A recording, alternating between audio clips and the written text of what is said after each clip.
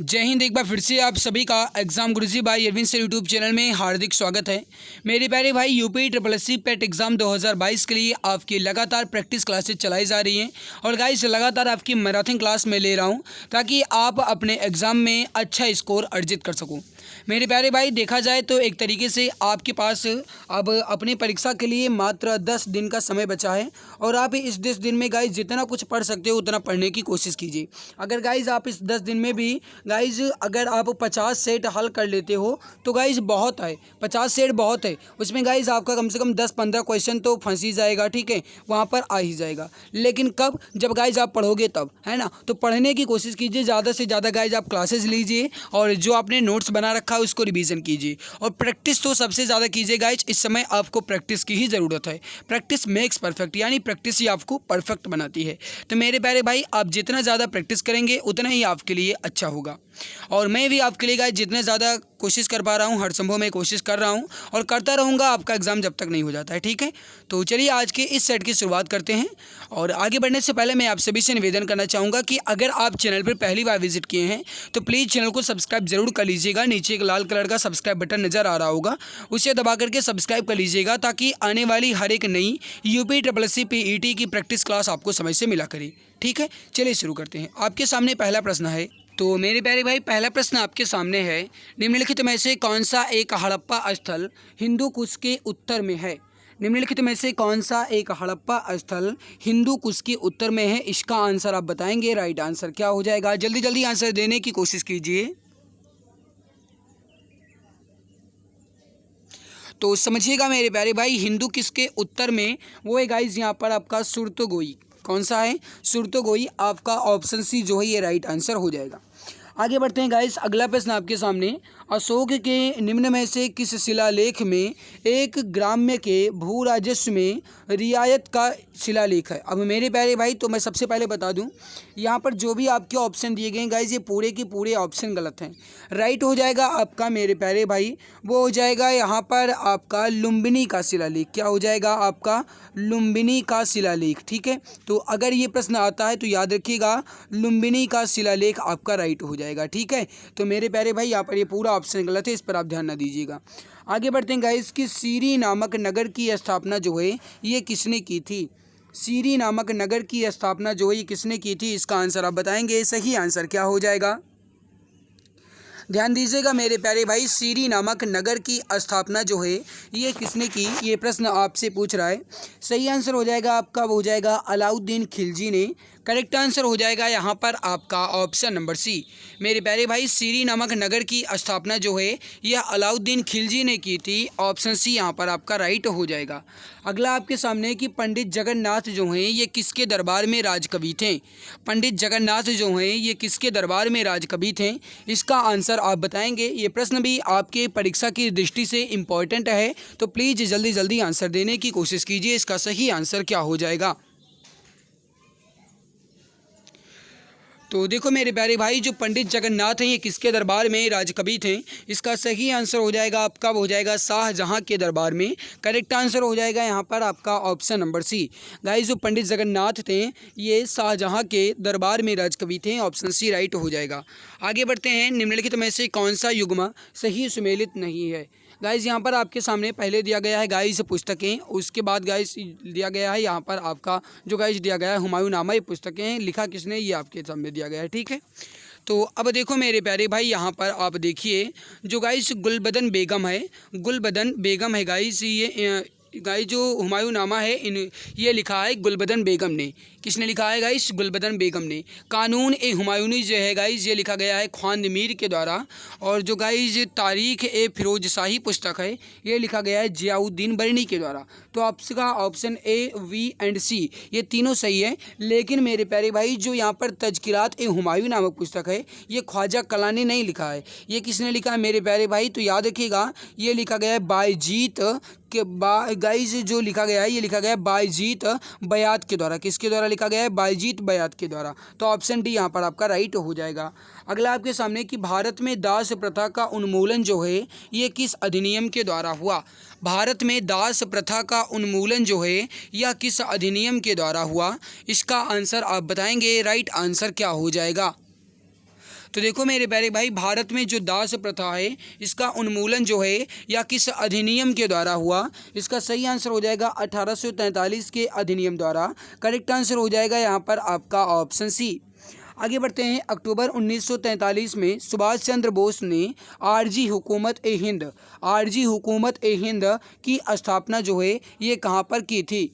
1943 में सुभाष चंद्र बोस ने आरजी हुकूमत ए हिंद की स्थापना कहाँ पर की थी?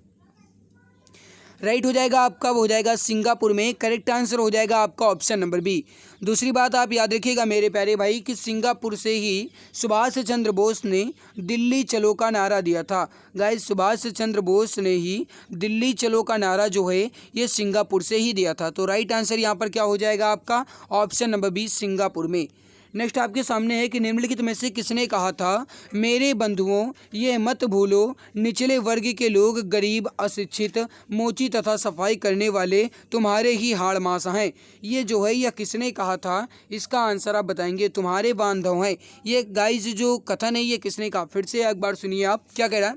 मेरे बंधुओं ये मत भूलो निचले वर्ग के लोग गरीब, अशिक्षित, मोची तथा सफाई करने वाले तुम्हारे ही हाड़ मांस हैं, तुम्हारे ही बांधव हैं।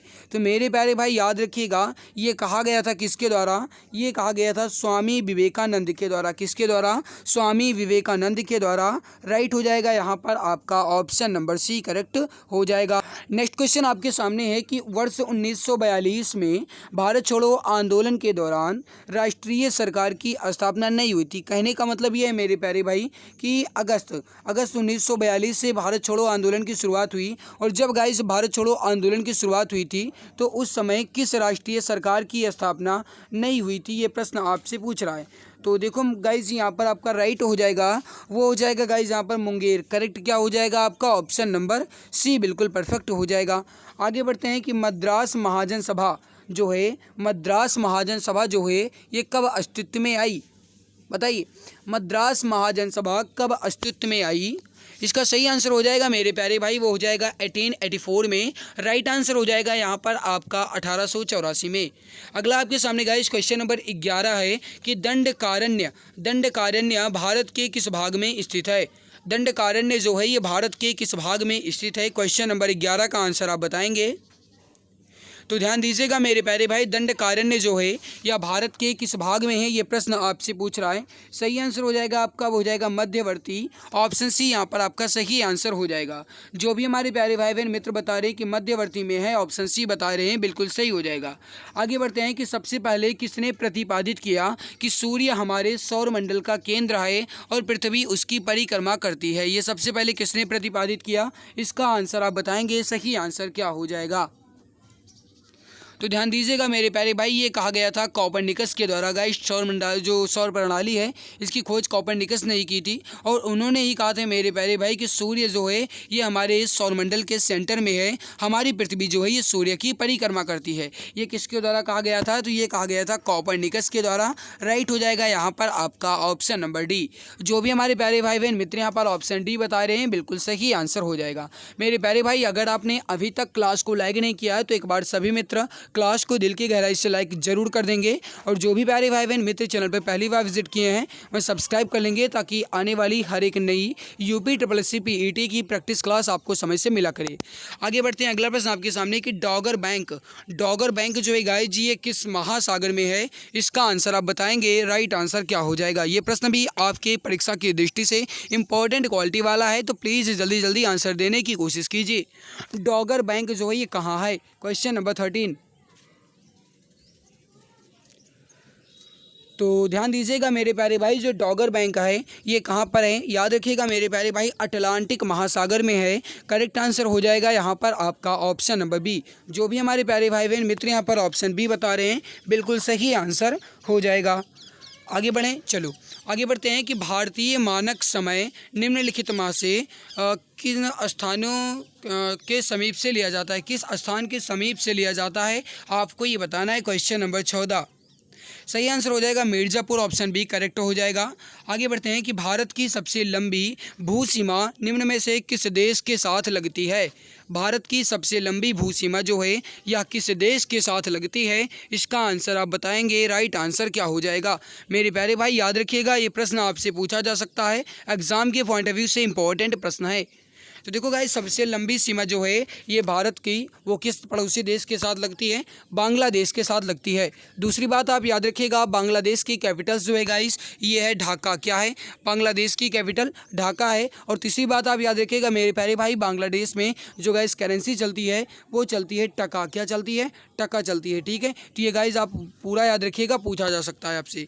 अगला कि राज्य लोकसभा आयोग के अध्यक्ष एवं सदस्यों की नियुक्ति जो है ये कितने वर्ष के लिए की जाती है। कुल मिलाकर के प्रश्न ये पूछ रहा है कि जो गाइस लोक सेवा आयोग है, राज्य लोक सेवा आयोग, ठीक है, राज्य लोक सेवा आयोग हैं, इनमें जो गाइस अध्यक्ष होते हैं, सदस्य होते हैं, इनकी नियुक्ति जो है ये कितने वर्ष के लिए की जाती है। सही आंसर क्या हो जाएगा मेरे प्यारे भाई, जो राज्यसभा की होती है यानी कि 6 वर्ष की, ऑप्शन बी राइट हो जाएगा। 6 वर्ष, जो भी डियर प्यारे भाई ऑप्शन बी बता रहे हैं बिल्कुल सही हो जाएगा। आगे बढ़ते हैं, सही सुमेलित करना है, नीचे दिए गए कुट भाषा का प्रयोग करके सही उत्तर चुनना है। इसके लिए गाइस आप 4-5 सेकंड का समय भी ले लीजिए और फटाफट आंसर दीजिए। राइट आंसर क्या हो जाएगा।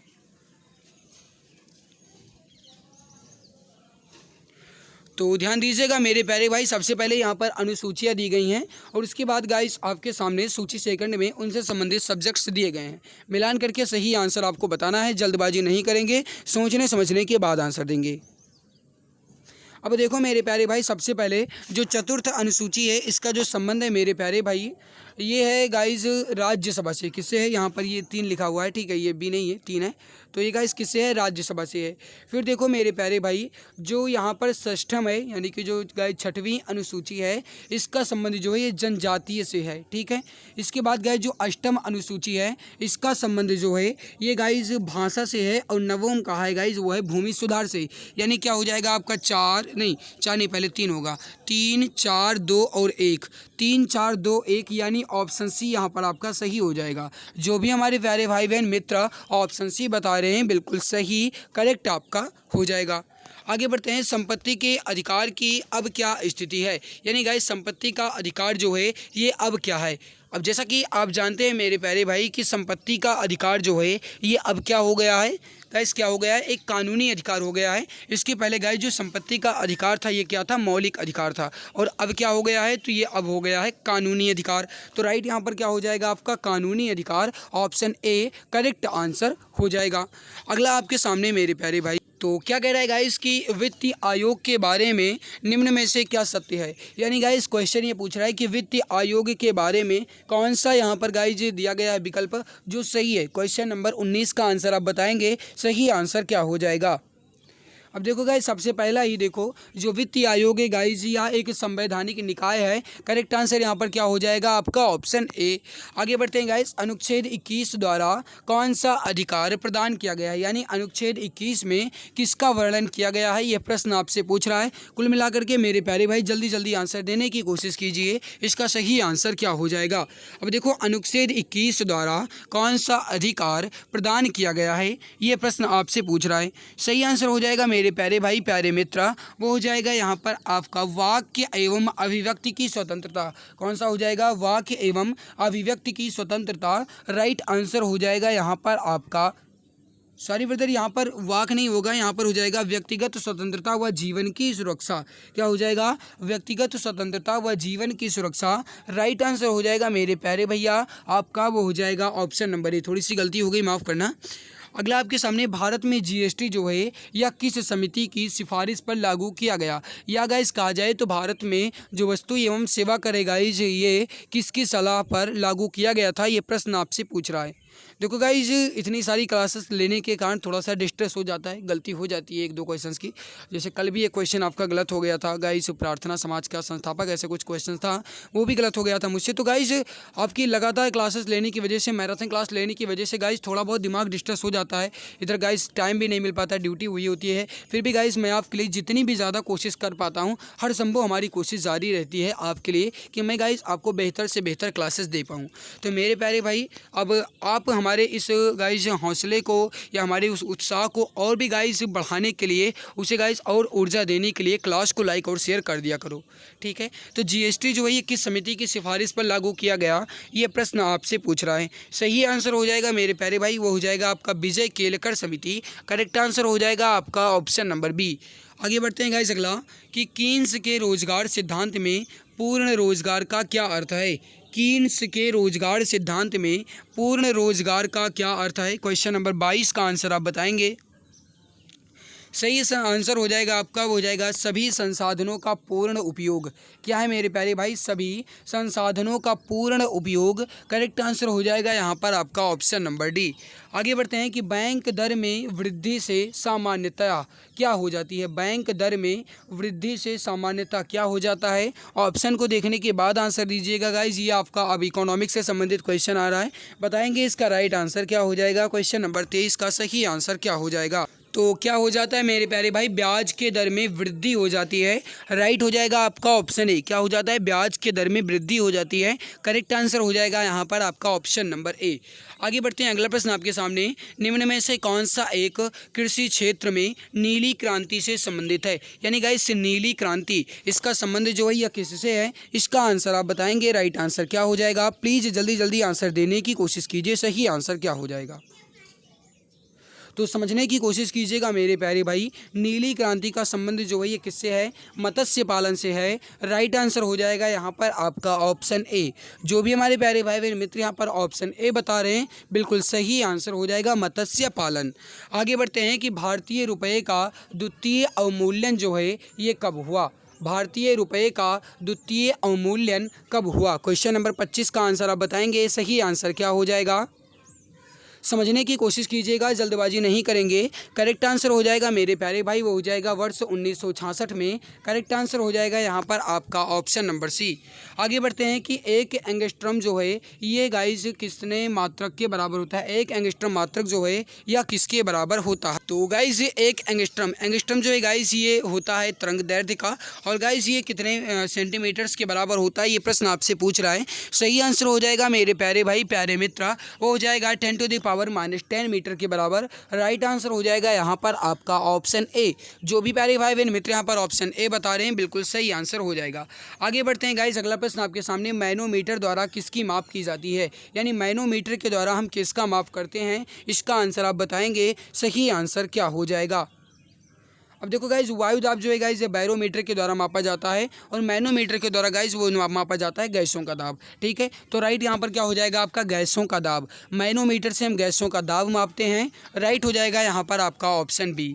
आगे बढ़ते हैं कि खाद्य तेलों को किस प्रक्रिया से वनस्पत घी में बदला जा सकता है। यानी गाइस जो खाद्य तेल हैं इसको हम किस तरीके से वनस्पत घी में बदल सकते हैं, या फिर गाइस कहा जाए तो कौन सी क्रिया यहाँ पर काम आएगी, ये प्रश्न आपसे पूछ रहा है।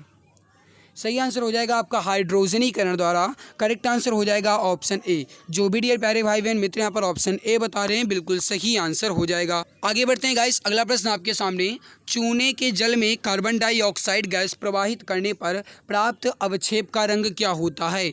चूने के जल में कार्बन डाइऑक्साइड गैस प्रवाहित करने पर जो प्राप्त अवक्षेप है इसका रंग क्या होता है। मेरे प्यारे भाई क्लास 12th में अगर आपने पढ़ा होगा गैस केमिस्ट्री में प्रैक्टिकल, है ना, जो गैस मैंने क्लास 12 बहुत ही अच्छे ढंग से पढ़ा है और मैं आपको बता सकता हूँ गैस, तभी मैं बीच बीच में जो क्वेश्चन आते हैं आपके 12th लेवल वो गैस मैं आपको बताता हूँ, है ना, कि केमिस्ट्री में आपका क्वेश्चन था, फिजिक्स में आपका एक क्वेश्चन था, मैं आपको याद दिलाता रहता हूँ। हालाँकि गाइस बहुत याद नहीं रहा होगा, बहुत दिन हो गए हैं पढ़े हुए, लेकिन फिर भी गाइस कुछ तो याद आ ही जाता है क्वेश्चन देखते ही। जैसे गाइस अगर आप इस क्वेश्चन को देख लेते हो, याद नहीं हो रहा है कोई बात नहीं, एग्जाम में अगर आएगा तो आप पक्का ऑप्शन बिल्कुल सही करके आओगे, क्योंकि गाइस ऑप्शन आता है ना तो सही हो जाता है। तो वही गाइस ये भी है कि अगर आप पहले कभी भी पढ़े रहे होंगे गाइस, चाहे 10-20 साल पहले पढ़े रहे होंगे, लेकिन अगर आप गाइस आज उस क्वेश्चन को देखते हैं तो निश्चित है कि थोड़ा बहुत तो आपके मन में गाइस थोड़ा बहुत तो इधर उधर से गाइस खींच खाँच कर रजिस्ट्री जो है गाइस वो पलट कर, डिक्शनरी जो है थोड़ी बहुत पलट कर आंसर जरूर आ जाता है ना। तो गाइस वही बात मैं बता रहा हूँ, तो ध्यान दीजिएगा मेरे प्यारे भाई। क्या प्राप्त हो जाता है, हो जाता है सफ़ेद। कैसा हो जाता है अवक्षेप, वो हो जाता है सफ़ेद। ऑप्शन बी करेक्ट हो जाएगा। अगला कि मानव शरीर का कौन सा भाग शरीर के ताप को नियंत्रित रखता है। मानव शरीर का कौन सा भाग शरीर के ताप को नियंत्रित रखता है। सही आंसर हो जाएगा आपका, वो हो जाएगा मेरे प्यारे भाई फेफड़ा। करेक्ट आंसर यहाँ पर क्या हो जाएगा आपका, ऑप्शन बी फेफड़ा। जो भी प्यारे भाई बहन मित्र यहाँ पर ऑप्शन बी बता रहे हैं, बिल्कुल सही आंसर हो जाएगा, करेक्ट आंसर आपका हो जाएगा। माय डियर फ्रेंड्स, अब यहाँ पर हम कंप्लीट कर लेते हैं आपके हिंदी के प्रश्न। और आपको एक बात और बता दें गाइस कि यहाँ पर मैं हिंदी में आज इस सेट में आपके गद्यांश भी कंप्लीट करने वाले हैं, क्योंकि गाइस ये इस सेट में जो आपका गद्यांश दिया गया है बहुत ही बेहतरीन और बहुत ही इंपॉर्टेंट है। इसीलिए गाइस मैं इस सेट को भी और इस सेट के गाइस जो गद्यांश है उसको भी एक अच्छे ढंग से कंप्लीट करने वाला हूँ। ठीक है, तो 66 से 70 तक के प्रश्न हल करने हैं गद्यांश को पढ़ करके। आइए खूब तेज़ी से इसको पढ़ लेते हैं। आज विश्व भर में बेकारी ने विकराल रूप धारण कर रखा है। मेरे प्यारे भाई क्या कह रहा है, आज विश्व भर में बेकारी ने एक विकराल रूप धारण कर रखा है। यह समस्या भारत को दीमक की तरह खाए जा रही है। बेकारी का वास्तविक अर्थ है आजीविका कमाने में या तो असमर्थ होना या बना दिया जाना। इस समस्या का एकमात्र कारण आज की शिक्षा प्रणाली है, जो केवल अंग्रेजी शिक्षा पर बल देती है या केवल पुस्तकीय ज्ञान देती है। व्यावहारिक ज्ञान का इसमें सर्वथा अभाव है। आज देश भर में दो तरह की बेकारी है, शिक्षितों में बेकारी और अशिक्षितों में बेकारी। शिक्षित वर्ग केवल कार्यालय में बैठकर कलम चलाने में ही विश्वास रखता है, वह कोई छोटा काम नहीं करना चाहता। अशिक्षित वर्ग काम की तलाश में शहर आता है और काम न मिलने पर बेकार रहता है। इस समस्या का हल केवल यही है कि अशिक्षित वर्ग के लिए शिक्षा प्रणाली में संशोधन किया जाए और अशिक्षित वर्ग गांव में ही रहकर खेती बाड़ी का काम देखें। ये रहा गाइस आपका गद्यांश। इससे रिलेटेड आपका प्रश्न है कि बेकारी की समस्या का एकमात्र कारण क्या है। आपने देखा बेकारी की समस्या का एकमात्र कारण क्या है गाइस, शिक्षा प्रणाली। राइट क्या हो जाएगा आपका, ऑप्शन ए। आगे बढ़ते अगला आपसे क्या कह रहा है कि कौन सी समस्या भारत को दीमक की तरह खाई जा रही है। गाइस कौन सी समस्या भारत को दीमक की तरह खाई जा रही है। अब आपने देखा मेरे प्यारे भाई दीमक की तरह गाइस जो खाई जा रही है समस्या कौन सी, आपने पढ़ा कौन सी समस्या थी, बेकारी की समस्या। बेकारी है ना, तो करेक्ट यहाँ पर क्या हो जाएगा आपका, ऑप्शन सी बेकारी की समस्या। देखो अगर आप गद्यांश को ध्यान से पढ़ते हो तो बिल्कुल आसानी से सॉल्व कर सकते हो गाइस। ये बिल्कुल लुल्लू पुंजू वाला सवाल होता है, बिल्कुल आसानी वाला होता है, छोटे छोटे बच्चों वाला। ठीक है, बस करना क्या है, ध्यान से पढ़ना है और इसको गाइस दिमाग में रखना है और उसके बाद आंसर देते हुए चलना है, इतनी बात है। अगला कि आज की शिक्षा प्रणाली में किसका अभाव है। अभी आपने देखा मेरे प्यारे भाई कि आज की जो शिक्षा प्रणाली है इसमें किसका अभाव है, किसका अभाव है मेरे प्यारे भाई, व्यावहारिक ज्ञान का। ठीक है, केवल और केवल किताबी ज्ञानें ही दी जा रही हैं, व्यावहारिक ज्ञान का गाइस पूर्ण रूप से अभाव है। तो करेक्ट यहाँ पर क्या हो जाएगा आपका, ऑप्शन नंबर डी। आगे बढ़ें, चलो आगे बढ़ते हैं। संशोधन में उपसर्ग है। अब देखो गाइस ये आप चाहे गद्यांश ले लो या गद्यांश के बाहर ले लो, किसी भी तरीके से पूछा जाए बात एक ही है, संशोधन में उपसर्ग आपको बताना है। राइट आंसर क्या हो जाएगा, तो ध्यान दीजिएगा संशोधन। मैंने गाइस क्या कहा, संशोधन। लेकिन अगर गाइस आप इसका संधि विच्छेद करेंगे तो क्या आएगा, समधन शोधन। क्या आ जाएगा, समधन शोधन। और उसके बाद गाइस वो बन जाता है संशोधन। तो सम जो है और म में हलंत भी होना चाहिए, सम जो है गाइस ये हो जाएगा इसका उपसर्ग। करेक्ट हो जाएगा आपका ऑप्शन बी। आगे बढ़ते हैं कि कौन सा वर्ग काम की तलाश में गाँव से शहर आ जाता है। आपने देखा कौन सा वर्ग काम की तलाश में गाँव से शहर आ जाता है। आपने देखा मेरे प्यारे भाई कौन सा वर्ग था, वो था अशिक्षित वर्ग। शिक्षित वर्ग क्या करता था, वो गाइस केवल और केवल कार्यालय में बैठकर कलम चलाना चाहता था, है ना। आगे बढ़ते हैं। निम्नलिखित में से पुल्लिंग शब्द है। अब आपको ये बताना है कि इसमें पुल्लिंग शब्द कौन सा है। Question number 71। प्लीज़ जल्दी जल्दी आंसर देने की कोशिश कीजिए। तो यहाँ पर आपको क्या बताना है मेरे प्यारे भाई, इसमें पुल्लिंग शब्द कौन सा है, ये प्रश्न आपसे पूछा जा रहा है। राइट हो जाएगा मेरे प्यारे भाई, आप समझने की कोशिश कीजिएगा। यहाँ पर देखो बुढ़ापा यहाँ पर जो है गाइज ये आपका पुल्लिंग शब्द है ना। मेरे प्यारे भाई कहते हैं ना कि अब बच्चा बुढ़ापा आ गया है, देखो कुछ पता नहीं है ज़िंदगी का, ऐसे कहा जाता है ना। तो मेरे प्यारे भाई बुढ़ापा जो ये पुल्लिंग हो जाएगा। जड़ता जो है गाइस ये आपका स्त्रीलिंग है, घटना घटती है, दया जो है गाइस की जाती है। तो यहाँ पर बुढ़ापा आपका ए आंसर राइट होगा। अगला कि किस शब्द में यण संधि का नियम लागू हुआ है। आपको ये बताना है कि किस में यण संधि है। Question number 72। राइट हो जाएगा आपका, वो हो जाएगा मतृक्षा में। करेक्ट हो जाएगा आपका ऑप्शन नंबर बी। आगे बढ़ते हैं गाइस। अगला कि निम्न में से विलोम शब्द युग्म सही नहीं है। मेरे प्यारे भाई जल्दी जल्दी आंसर देने की कोशिश कीजिए प्लीज़, ताकि हम कम समय में जल्दी क्वेश्चन कवर कर लें गाइस, थोड़ा सा ज़्यादा हो रहा है। तो देखो गाइस यहाँ पर आप समझने की कोशिश कीजिएगा। उचित का अनुचित सही है, संपत्ति का विपत्ति ये भी सही है, संयोग का वियोग सही है, खंडन का विखंडन नहीं होगा। ऑप्शन नंबर डी आपका राइट आंसर हो जाएगा। आगे बढ़ें, चलो। किस क्रमांक में सभी पर्यायवाची शब्द सही हैं। गाइस किस युग्म में या किस समूह में सभी पर्यायवाची शब्द सही हैं। थोड़ा सा समझिएगा बिल्कुल आसानी से, आप बता सकते हैं। देखो गाइज यहाँ पर सबसे पहले पादप और नीर ये तो है नहीं, पहला ही गलत, दूसरा गलत हो गया। तरु जो है ये है गाइस वृक्ष भी है, लेकिन कुसुम जो है गाइस ये फूल का हो जाता है, ये भी गलत। समीर जो है ये भी है गाइस, अनल ये भी है। विभावरी जो है गाइस ये आपका रात का हो जाता है, ये भी गलत। यानी रक्त, लहू और शोणित ये आपका राइट हो जाएगा, ऑप्शन ए करेक्ट आंसर हो जाएगा। अगला आपके सामने इनमें से किस विकल्प में वाक्यांश के लिए एक शब्द सही नहीं है। अब ध्यान दीजिएगा, सही नहीं है बात कर रहा है, जल्दबाजी नहीं करेंगे, इसका आंसर आप बताएंगे। राइट आंसर क्या हो जाएगा, क्वेश्चन नंबर 75।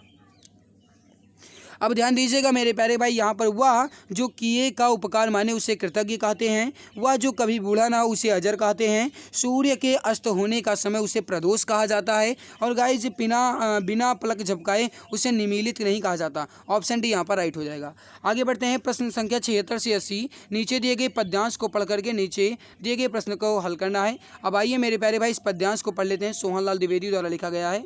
अब न रही गहरी नींद में तुम सो सकोगे, अब न गहरी नींद में तुम सो सकोगे, गीत गाकर मैं जागने आ रहा हूँ, अतल अस्ताचल तुम्हें जाने न दूंगा, अरुण उदयाचल सजाने आ रहा हूँ। कल्पना में आज तक उड़ते रहे तुम, साधना से सिरह कर मुड़ते रहे तुम, अब तुम्हें आकाश में उड़ने न दूंगा, आज धरती पर बसाने आ रहा हूँ। एक बार फिर से पढ़िए मेरे प्यारे भाई। अब न गहरी नींद में तुम सो सकोगे, गीत गाकर मैं जगाने आ रहा हूँ, अतल अस्ताचल तुम्हें न जाने दूंगा, अरुण उदयाचल सजाने आ रहा हूँ। कल्पना में आज तक उड़ते रहे तुम, साधने से सिहर कर मुड़ते रहे तुम, अब तुम्हें आकाश में उड़ने न दूंगा, आज धरती पर बसाने आ रहा हूँ। ये गाइस पद्यांश दिया गया है सोहनलाल द्विवेदी के द्वारा। इससे रिलेटेड आपके सामने प्रश्न जो है वो देख लेते हैं। गहरी नींद में सोने का अर्थ आपसे पूछा गया है। सही आंसर हो जाएगा आपका, हो जाएगा बेखबर होना, ऑप्शन सी करेक्ट हो जाएगा।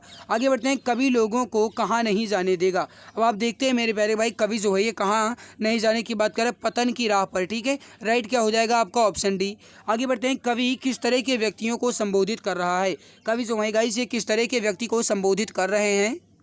सही आंसर हो जाएगा जो जीवन की कठोर वास्तविकताओं से बेखबर हों, जो जीवन की कठोर वास्तविकताओं से बेखबर हैं उन्हें गाइस इसमें संबोधित कर रहे हैं, ऑप्शन सी राइट हो जाएगा। अतल और अस्ताचल तुम्हें जाने ना दूंगा, पंक्ति में कौन सा अलंकार है, अतल अस्ताचल तुम्हें जाने ना दूंगा। अब मेरे प्यारे भाई आप ध्यान दीजिएगा, यहाँ पर बहुत ही आसान है, थोड़ा सा दिमाग लगाइएगा। अतल और अस्ताचल, अवर्ण की गाइस आवृत्ति यहाँ पर 2 बार हुई है, यानी अनुप्रास अलंकार राइट हो जाएगा। कविता का उपर्युक्त शीर्षक क्या हो सकता है, कविता का शीर्षक क्या हो सकता है। आपने देखा मेरे प्यारे भाई इसमें कुल मिलाकर के जगाने की बात की जा रही है, जागृति हो जाएगा यहाँ पर आपका शीर्षक। आगे बढ़ते हैं गाइस, सुमेलित करना है यहाँ पर आपको, नीचे दिए गए कुड़भाषा का प्रयोग करके सही उत्तर भी चुनना है और बताना है इसका राइट आंसर क्या हो जाएगा। थोड़ा सा गाइस दिमाग लगाना है, बिल्कुल आसानी से आप बता सकते हो। गाइस यहाँ पर आपके सामने सूची फर्स्ट में रामसर स्थले दिए गए हैं और गाइस सूची सेकंड में उनसे संबंधित राज्य दिए गए हैं, मिलान करके आपको सही आंसर बताना है। अब ध्यान दीजिएगा मेरे प्यारे भाई, जो सुल्तानपुर राष्ट्रीय उद्यान है ये हरियाणा में है, बहुत बढ़िया। बखीरा वन्यजीव अभ्यारण्य जो है ये उत्तर प्रदेश में है, बहुत बढ़िया, गजब। साख्य सागर जो है गाइस ये मध्य प्रदेश में है, बहुत ही अच्छा रिस्पांस है। और गाइस करी किली वन्यजीव अभ्यारण्य जो है ये तमिलनाडु में है। यानी 1 2 3 4 आपका सही सुमेल किया गया है, ऑप्शन ए आपका राइट आंसर हो जाएगा। आगे बढ़ते हैं गाइस की उत्तर प्रदेश में सबसे अधिक एवं सबसे कम लिंगानुपात वाले धार्मिक समुदाय क्रमशः कौन कौन से हैं। देखो गाइस वैसे भी क्लास आपकी थोड़ी लंबी होती जा रही है, प्लीज़ जल्दी जल्दी आंसर दो। मैं सोचता हूँ गाइस कम से कम में क्वेश्चन कवर हो जाए, लेकिन आप जल्दी आंसर ही नहीं देते हो तो थोड़ा देर हो जाता है। तो देखो मेरे प्यारे भाई, उत्तर प्रदेश में सबसे अधिक एवं सबसे कम लिंगानुपात वाले धार्मिक समुदाय क्रमशः कौन से हैं। राइट हो जाएगा आपका, हो जाएगा ईसाई और सिख। करेक्ट आंसर यहाँ पर क्या हो जाएगा आपका, ऑप्शन नंबर सी। अगला कि कौन सा हिंदी साहित्यकार राज्यसभा का सदस्य था। इसमें कौन से हिंदी साहित्यकार थे जो गाइस राज्यसभा के एक सदस्य भी थे। राइट आंसर क्या हो जाएगा, प्लीज़ जल्दी जल्दी आंसर देने की कोशिश कीजिए, इसका सही आंसर क्या हो जाएगा। मेरे प्यारे भाई कौन थे, इसका सही आंसर हो जाएगा आपका दिनकर। करेक्ट हो जाएगा रामधारी सिंह दिनकर। जो भी प्यारे भाई बहन मित्र यहाँ पर ऑप्शन सी बता रहे हैं बिल्कुल सही हो जाएगा। अगला आपके सामने की केंद्र सरकार द्वारा किसका जन्मदिन मनाने के लिए सेवा दिवस प्रस्तावित किया गया है। गाइस केंद्र सरकार द्वारा किसका जन्मदिन मनाने के लिए सेवा दिवस जो है ये प्रस्तावित किया गया है, क्वेश्चन नंबर 84। राइट आंसर हो जाएगा आपका, हो जाएगा श्याम प्रसाद मुखर्जी का। करेक्ट आंसर हो जाएगा यहाँ पर आपका ऑप्शन नंबर डी। आगे बढ़ते हैं कि अत्याचार के खिलाफ आवाज़ उठाने एवं संघर्ष करने वाली साहसी महिलाओं को कौन सा पुरस्कार प्रदान किया जाता है। अत्याचार के खिलाफ आवाज़ उठाने एवं संघर्ष करने वाली साहसी महिलाओं को कौन सा पुरस्कार प्रदान किया जाता है। 85 का आंसर आप बताएंगे। राइट आंसर हो जाएगा मेरे प्यारे भाई आपका वो हो जाएगा यहाँ पर नीरजा भनोट पुरस्कार। कौन सा दिया जाता है? नीरजा भनोट पुरस्कार, ऑप्शन ए आपका राइट हो जाएगा। आगे बढ़ते हैं मेरे प्यारे भाई, अगला प्रश्न आपके सामने है कि कौन सा मिलान सही नहीं। अब ध्यान दीजिएगा, नहीं ये बात कर रहा है, जल्दबाजी नहीं करेंगे, समझने के बाद आंसर देंगे, ठीक है। जल्दबाजी नहीं करना है, थोड़ा सा दिमाग लगाइएगा, उसके बाद आंसर दीजिएगा, ओके। तो यहाँ पर आप ध्यान दीजिएगा मेरे प्यारे भाई, देखो जो रायमोना राष्ट्रीय उद्यान है ये असम में है, बहुत बढ़िया। गूगामल राष्ट्रीय उद्यान राजस्थान में नहीं है। ये कहाँ पर है मेरे प्यारे भाई? ये है महाराष्ट्र में। कहाँ पर है? ये है गाइस आपका महाराष्ट्र में, ठीक है। तो यहाँ पर आपका यही आपका राइट हो जाएगा। आगे बढ़ते देख लो गाइस कि मोल्यम राष्ट्रीय उद्यान केरल में है, बहुत बढ़िया। राजाजी राष्ट्रीय उद्यान है उत्तराखंड में, बहुत गजब। तो यहाँ पर गाइस जो यहाँ पर आपका गूगामल राष्ट्रीय उद्यान है ये गाइस कहाँ पर है? तो ये है आपका महाराष्ट्र में, राजस्थान में नहीं होगा। ऑप्शन बी यहाँ पर आपका राइट हो जाएगा। आगे बढ़ते हैं, लखनऊ में ललित कला अकादमी की स्थापना किस वर्ष की गई? लखनऊ में ललित कला अकादमी की स्थापना जो है यह किस वर्ष की गई? इसका आंसर आप बताएंगे। राइट आंसर क्या हो जाएगा? फटाफट आंसर दीजिए, थोड़ा सा दिमाग लगाइएगा। देखो गाइस ललित कला अकादमी की स्थापना जो है ये किस वर्ष की गई? राइट आंसर हो जाएगा 1972 में। किस वर्ष की गई? 1972 में। ऑप्शन डी यहाँ पर आपका बिल्कुल राइट हो जाएगा। अगला आपके सामने सही सुमेलित करना है, नीचे दिए गए कोड भाषा का प्रयोग करके सही उत्तर चुनना है और गाइस इसका आंसर आप बताएंगे। 5-6 सेकंड का समय ले लो आप इसके लिए। अब देखो मेरे प्यारे भाई, जो सरकारी बुद्धा संग्रहालय है ये कहाँ पर है? याद रखिएगा, सरकारी बुद्धा संग्रहालय जो है गाइज ये है गोरखपुर में, ठीक है, बहुत बढ़िया, गजब। इसके बाद गाइज देखो जो सरकारी पुरातत्व संग्रहालय है ये है कन्नौज में, बहुत ही अच्छा है, रिस्पॉन्स है, बहुत ही गजब है। इसके बाद देखो मेरे प्यारे भाई यहाँ पर जो क्या क्या क्या क्या बहुत बढ़िया गाइज, जो बाल संग्रहालय ये है लखनऊ में, बहुत अच्छा। और जो गाइस भारत कला भवन है ये कहाँ पर है? ये है वाराणसी में, ठीक है। तो यहाँ पर राइट क्या हो जाएगा आपका? वो हो जाएगा क्या हो जाएगा? पहले 3 हो जाएगा, फिर 4 हो जाएगा, फिर 2 हो जाएगा, फिर 1 हो जाएगा। तो 3 4 2 1 यानी ऑप्शन ए राइट हो जाएगा। आगे बढ़ते हैं, उत्तर प्रदेश के किस जिले में खरवार जाति जो है यह निवास करती है? उत्तर प्रदेश के किस जिले में खरवार जाति निवास करती है? इसका आंसर आप बताएंगे। क्वेश्चन नंबर 89 का राइट आंसर क्या हो जाएगा? थोड़ा सा दिमाग लगाइएगा, जल्दबाजी नहीं करना है। अब देखो मेरे प्यारे भाई, किस जिले में खरवार जाति जो है यह निवास करती है, ये प्रश्न आपसे पूछा जा रहा है। सही आंसर हो जाएगा आपका वो हो जाएगा गाइस मिर्ज़ापुर में। करेक्ट आंसर हो जाएगा यहाँ पर आपका ऑप्शन नंबर सी। आगे बढ़ते हैं, सही सुमेलित करना है, नीचे दिए गए कुट भाषा का प्रयोग करके सही उत्तर चुनना है। क्वेश्चन नंबर 90 का आंसर आप बताएंगे। अब देखो मेरे प्यारे भाई, सबसे पहले जो गाइज काचोंठ उत्सव है, काचोंठ उत्सव है गाइज, ये जम्मू कश्मीर में मनाया जाता है। वंचुआ महोत्सव जो है गाइज ये असम में मनाया जाता है। जो वांगला उत्सव है गाइज ये मेघालय में मनाया जाता है। और जो संगाई उत्सव है ये मणिपुर में मनाया जाता है। तो क्या हो जाएगा? उल्टा है, 4 3 2 1 यानी 4 3 2 1। अब देखो गाइज यहाँ पर 4 3 2 1 4 3 2 1 दो ऑप्शन में दिया गया है, तो आप किसी पर भी टिक कर सकते हैं, ठीक है, आप किसी पर भी टिक कर सकते हैं। अगर एग्जाम में भी ये क्वेश्चन आ जाता है तो आप किसी पर भी टिक करेंगे, उसमें कोई गाइस गलती नहीं है, आपका पूरा फुल नंबर मिलेगा, ठीक है, बिल्कुल आप चिंता ना करें। आगे बढ़ें, चलो आगे बढ़ते हैं। किस राज्य में राजीव गांधी खेल रत्न पुरस्कार और ग्रामीण ओलंपिक की घोषणा की गई? किस राज्य में राजीव गांधी खेल रत्न पुरस्कार और ग्रामीण ओलंपिक की घोषणा की गई है? 91 का आंसर आप बताएंगे। राइट आंसर क्या हो जाएगा? राइट आंसर हो जाएगा आपका राजस्थान में, option number B correct answer आपका हो जाएगा। आगे बढ़ते हैं मेरे प्यारे भाई, प्रश्न क्या है कि ऑक्सफोर्ड डिक्शनरी का वर्ल्ड ऑफ द ईयर 2021 किसे चुना गया है? ऑक्सफोर्ड डिक्शनरी का वर्ल्ड ऑफ द ईयर 2021 किसे चुना गया है? फटाफट आंसर देंगे। राइट आंसर क्या हो जाएगा? सही आंसर हो जाएगा मेरे प्यारे भाई आपका वो हो जाएगा वैक्स को, ऑप्शन ए राइट हो जाएगा, VAX। करेक्ट आंसर क्या हो जाएगा आपका? Option A. आगे बढ़ते हैं, स्टॉकहोम जल पुरस्कार 2022 में किसे सम्मानित किया गया? स्टॉकहोम जल पुरस्कार 2022 में किसे सम्मानित किया गया? राइट आंसर हो जाएगा आपका वो हो जाएगा गाइस यहाँ पर विल्फ्रेड ब्रूटसर्ट को। करेक्ट हो जाएगा आपका ऑप्शन सी। आगे बढ़ते हैं, अगला प्रश्न आपके सामने है गाइस की सही सुमेल करना है, व्यक्ति और उनसे संबंधित पद दिए गए हैं, मिलान करके आपको सही आंसर बताना है। थोड़ा सा दिमाग लगाइएगा, जल्दबाजी नहीं करेंगे, ठीक है। देखो गाइस मिलान में ही आपको थोड़ा सा टाइम लेना है बस, और तो आप गाइस फटाफट करते हुए चले जा सकते हैं। तो देखो गाइस मिलान करना है, जल्दबाजी नहीं करना है, फिर से मैं बता रहा हूँ। अब देखो गाइस सबसे पहले जो तरुण कपूर हैं ये मोदी जी के सलाहकार हैं, बहुत बढ़िया। फिर देखो गाइस जो सुमन बेरी हैं ये नीति आयोग के उपाध्यक्ष हैं, बहुत बढ़िया। नीति आयोग के अध्यक्ष होते हैं गाइस प्रधानमंत्री, जो कि नरेंद्र मोदी हैं वर्तमान में। जो गाइस GAV रेड्डी हैं ये गाइस रक्षा खुफिया एजेंसी के प्रमुख हैं। सुरेश N पटेल जो है गाइस ये केंद्रीय सतर्कता आयुक्त हैं। तो 4 3 2 1 राइट हो जाएगा आपका ऑप्शन नंबर बी। आगे बढ़ते हैं कि कौन सा शहर लोक परिवहन में रोपवे का इस्तेमाल करने वाला देश का पहला शहर होगा। कौन सा शहर लोक परिवहन में रोपवे का इस्तेमाल करने वाला देश का पहला शहर होगा। 95 का आंसर आप बताएंगे, राइट आंसर क्या हो जाएगा। सही आंसर हो जाएगा आपका, हो जाएगा वाराणसी, ऑप्शन डी करेक्ट हो जाएगा। किस राज्य में गर्भवती महिलाओं के लिए विशेष स्वास्थ्य देखभाल कार्यक्रम आंचल की शुरुआत की गई है। फिर से एक बार सुनिए, किस राज्य में गर्भवती महिलाओं के लिए विशेष स्वास्थ्य देखभाल कार्यक्रम आंचल की शुरुआत की गई है। यानी कुल मिलाकर के आंचल कार्यक्रम जो है ये कहाँ पर शुरू किया गया है। क्वेश्चन नंबर 96 का आंसर आप बताएंगे। सही हो जाएगा आपका राजस्थान में, ऑप्शन बी करेक्ट हो जाएगा। आगे बढ़ते हैं गाइस, अशुद्ध विकल्प का चयन करना है आपको। अशुद्ध विकल्प का चयन करना है आपको, जल्दबाजी नहीं करना है, थोड़ा सा दिमाग लगाइएगा, ठीक है।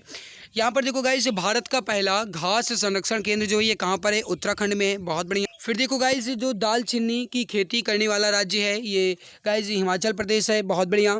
फिर देखो गाइस जो पहला एरोमेटिक गार्डन है ये सिक्किम में है, बहुत गलत। यहाँ पर गाइस सिक्किम नहीं होगा, क्या हो जाएगा आपका। फिर से एक बार सुनिए गाइस, ये आपका जो पहला एरोमेटिक गार्डन है ये सिक्किम नहीं होगा, क्या होगा आपका, वो हो जाएगा उत्तराखंड। क्या हो जाएगा, उत्तराखंड। ओके। फिर देखो कार्बन तटस्थ खेती वाला वो है केरल, ठीक है।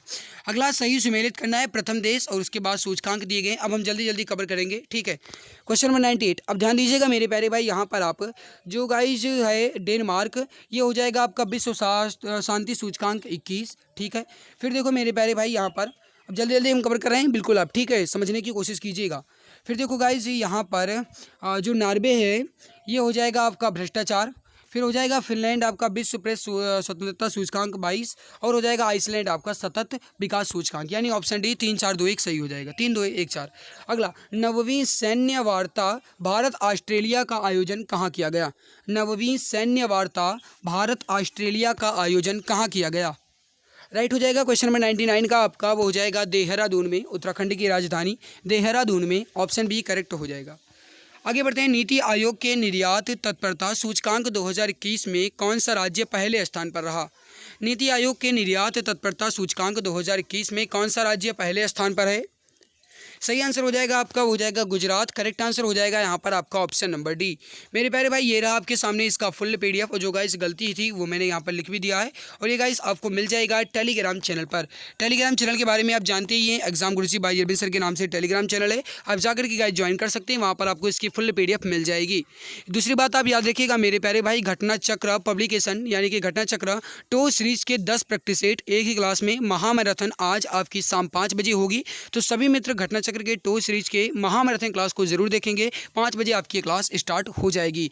तो जो भी मेरे भाई बहन चैनल पर पहली बार आए हैं सब्सक्राइब कर लेंगे, ताकि आने वाली हर एक नई क्लास की नोटिफिकेशन आपको समय से मिल जाया करे और आप अपने एग्जाम में एक अच्छा स्कोर अर्जित कर सकें। तो जो भी मित्र चैनल पर पहली बार आए हैं सब्सक्राइब कर लेंगे। आज की इस बेहतरीन लाजवाब प्रैक्टिस सेट में बस इतना ही। मिलते हैं दूसरी नई क्लास में। मेहनत कैसी लगी इस पर अपनी राय जरूर दीजिएगा। मिलते हैं दूसरी नई क्लास में, तब तक के लिए बहुत बहुत धन्यवाद।